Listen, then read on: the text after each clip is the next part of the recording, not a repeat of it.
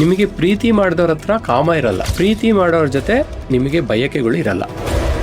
ಹೆಣ್ಣು ಹೆಣ್ಣಿನ ಪ್ರೀತಿ, ಗಂಡು ಗಂಡಿನ ಪ್ರೀತಿ, ಈ ಸೆಕ್ಷುಯಲ್ ಕಾಂಟೆಕ್ಸ್ಟ್ ಅಲ್ಲಿ ಬಯಕೆಗಳಿದ್ದಾಗ ಮಾತ್ರ ಇದು ಕ್ವಶನ್ ಬರುತ್ತೆ.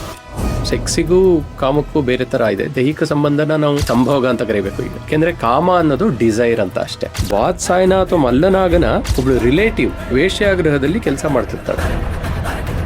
ವಾತ್ಸಾಯನ ಆ ಜಾಗಗಳಲ್ಲಿ ಕೂತು ಅವರ ಭಂಗಿಗಳು, ಅವರ ಹಾವಭಾವಗಳು ಇದನ್ನೆಲ್ಲ ನೋಡ್ತಾ ಅದರದ್ದೇ ಆದ ಒಂದು ಟಿಪ್ಪಣಿಯನ್ನ ಬರೀತಾ ಹೋಗ್ತಾರೆ. ಈಗ ಕಾಮಸೂತ್ರ ಪ್ರೀತಿಗೆ ಎಷ್ಟು ಮುಖ್ಯ, ಬಯಕೆಗಳಿಗೆ ಎಷ್ಟು ಮುಖ್ಯ, ಸಂಬಂಧಗಳಿಗೆ ಎಷ್ಟು ಮುಖ್ಯ? ಇವು ಮೂರು ಒಬ್ರಲ್ಲೇ ಸಿಗೋದಾದ್ರೆ ಇವು ಮೂರು ಅವಶ್ಯಕತೆಗಳು ಇದೆ. ನಿಮಗೆ ಪ್ರೀತಿ ಮಾಡಿದವ್ರ ಹತ್ರ ಕಾಮ ಇರಲ್ಲ, ಪ್ರೀತಿ ಮಾಡೋರ ಜೊತೆ ನಿಮಗೆ ಬಯಕೆಗಳು ಇರಲ್ಲ.